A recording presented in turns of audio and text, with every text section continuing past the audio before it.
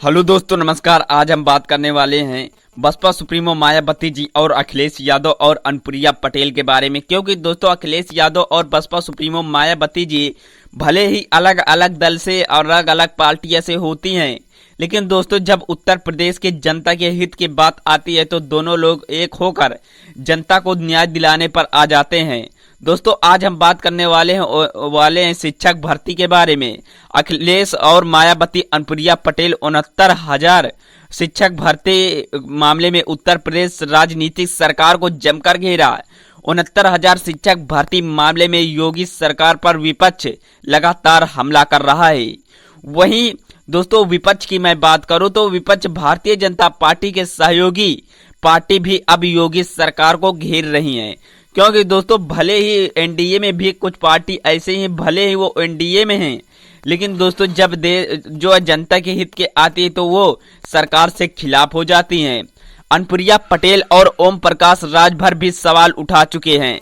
अभय सिंह राठौर और लखनऊ उत्तर प्रदेश में 69,000 शिक्षक भर्ती का मामला एक बार फिर गर्मा गया है।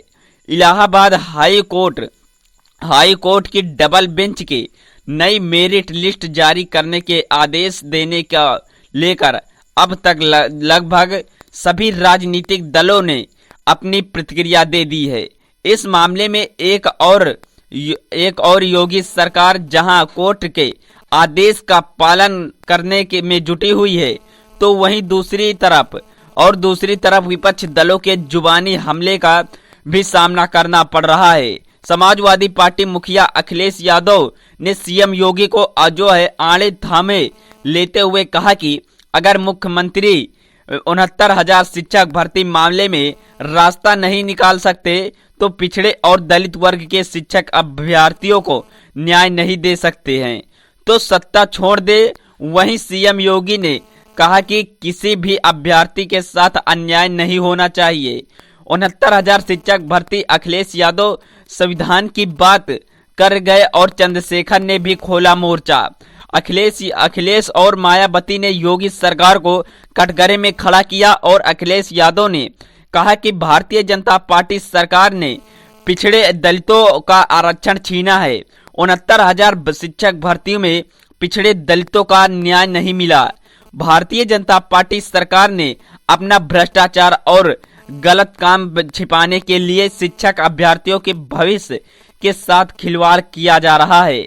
और उन्होंने कहा कि पिछड़े दलित वर्ग के सभी नेता भारतीय जनता पार्टी छोड़कर पीडीए के साथ आए।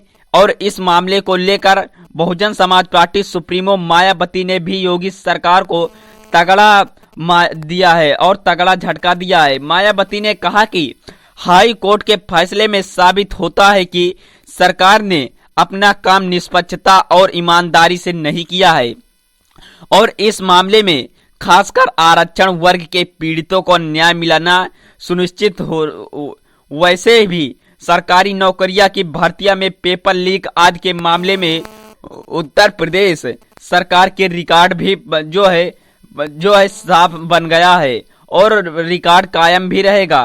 काफी चर्चा में हो रहा है कि मायावती ने कहा कि और बसपा सुप्रीमो मायावती जी ने कहा कि अब सहायक शिक्षकों की सही बहाली नहीं होने से शिक्षा व्यवस्था पर इसका बुरा असर पड़ना स्वाभाविक है। सरकार के इस और जरूर ध्यान दे। भाजपा सरकार आरक्षण विरोधी। अभय राय यूपी कांग्रेस अध्यक्ष अजय राय ने कहा कि भारतीय जनता पार्टी सरकार आरक्षण विरोधी है। उन्होंने कहा कि इस मामले में हाई कोर्ट के सिंगल और डबल बेंच से सरकार के आरक्षण विरोधी चेहरे को बेनकाब किया गया है। हालात यह है कि सरकार के अपने मंत्री और सहयोगी दल सरकार को आरक्षण के मुद्दे पर आईना दिखा रहे हैं। अभय राय ने कहा कि योगी सरकार तत्काल हाई कोर्ट द्वारा सुझाए गए एवं आरक्षण के सभी नियमों का पालन करते हुए नई सूची जारी करे। साथ ही पिछले 5 साल से इन अभ्यर्थियों को दमन करने के कारण एवं अन्याय की आवाज दबाने की कोशिश के लिए अभ्यर्थियों से माफी मांगे। चंद्रशेखर आजाद रावण ने सीएम योगी को दिया 2 टोक और नगीना सीट से आजाद समाज पार्टी से सांसद चंद्रशेखर आजाद रावण जी ने कहा कि हमारी पार्टी पूरे मामले पर नजदीकी से निगाह बनाए हुए है और इसलिए बैठक करते समय इस बात को जरूर ध्यान रखे कि इस बार पिछड़े दलित समाज के इन बच्चों के साथ कोई अन्याय न होने पाए। पहले योगी सरकार कोर्ट में मामले होने का बहाना बताती थी, अब तो हाई कोर्ट ने भी मान लिया कि बड़े स्तर पर गड़बड़ी हुई है।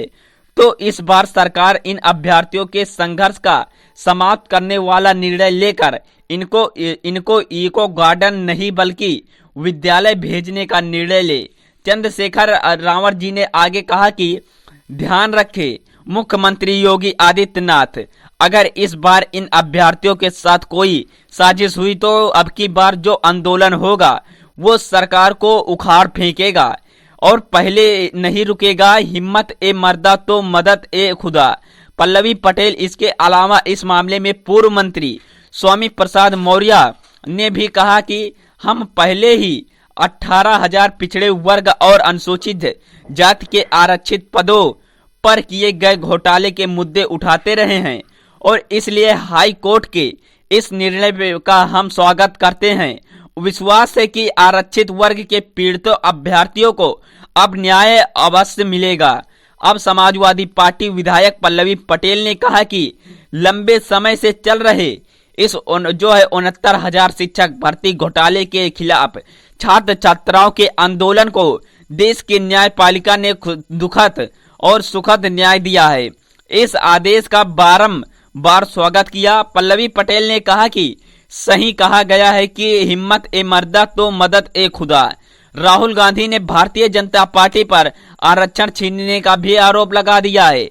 दोस्तों, मिलते हैं किसी नेक्स्ट वीडियो में। कृपया मेरे इस न्यूज चैनल को सब्सक्राइब करिए और ज्यादा से ज्यादा सपोर्ट करिए ताकि हर तरह के सामाजिक वीडियो आप तक आसानी से पहुंच सके।